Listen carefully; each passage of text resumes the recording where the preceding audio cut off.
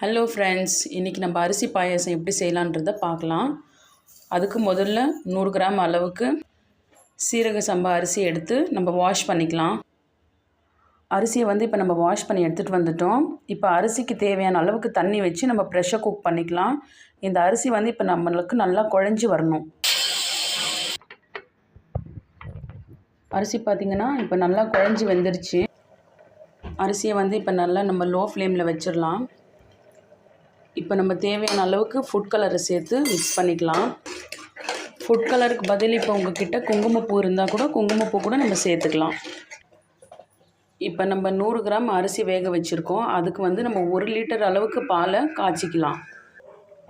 அடுத்து ஒரு 20 போல் பாதாம் ஊற வச்சு தோல் நீக்கின பாதாம் எடுத்துக்கலாம். கூடவே 3 போல் ஏலக்காய் பொடி இருந்தால் நம்ம பாலை சேர்த்துக்கலாம். என்கிட்ட ஏலக்காய் பொடி இல்லாததுனால இதையும் சேர்த்து நான் அரைச்சி எடுத்துக்கிறேன். இது ஒரு பேஸ்ட் கன்சிஸ்டன்சியில் அரைச்சி பாலில் மிக்ஸ் பண்ணிக்கலாம். பால் நல்லா கொதித்து வந்துருச்சு.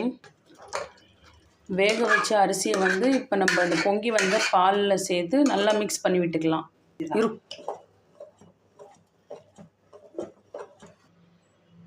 அரைச்சி வச்ச இந்த பாதாமுடைய பாலை நம்ம மிக்ஸ் பண்ணிக்கலாம்.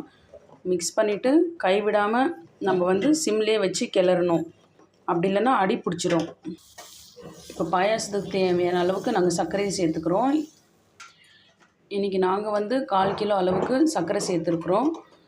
இனிப்புக்கு தகுந்த மாதிரி கூடவோ குறைச்சலாவோ நீங்கள் சேர்த்துக்கலாம். அடி பிடிக்காமல் மீடியம் ஃப்ளேமில் வச்சு இதே போல் ஒரு 15லேருந்து 20 நிமிஷம் கொதிக்க விட்டுக்கலாம்.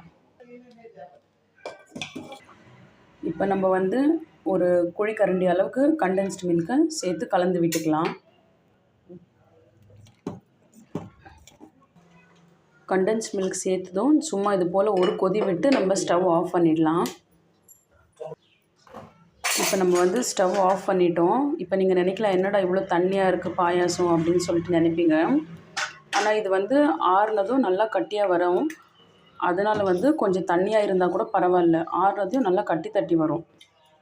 இப்போ நீங்கள் பார்த்தீங்கன்னா இதில் நம்ம அரிசி சேர்த்துருக்கிறது தெரியாது. நல்லா குழஞ்சி வெந்து வந்ததுனால அரிசி நம்மளுக்கு கண்ணுக்கே தெரியாது. இப்போ பாயாசத்துக்கான முந்திரியை தாளித்து கொட்டிக்கலாம்.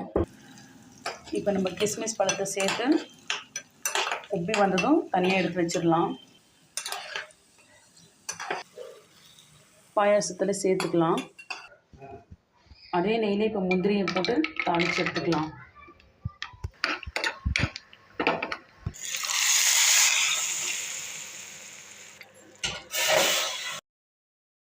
இப்போ பார்த்திங்கன்னா நம்மளோட அரிசி பாயாசம் சூப்பராக தயாராகிடுச்சு.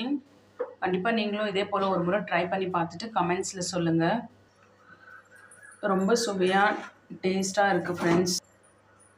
இந்த பாயாசத்தை நம்ம ஃப்ரிட்ஜில் ஸ்டோர் பண்ணி கூட வச்சு சாப்பிட்லாம். ஒன்றும் கெடாது. கண்டிப்பாக நல்லாயிருக்கும். ட்ரை பண்ணி பார்த்துட்டு சொல்லுங்கள். பிடிச்சிருந்த சேனலை சப்ஸ்கிரைப் பண்ணுங்கள். தேங்க்யூ.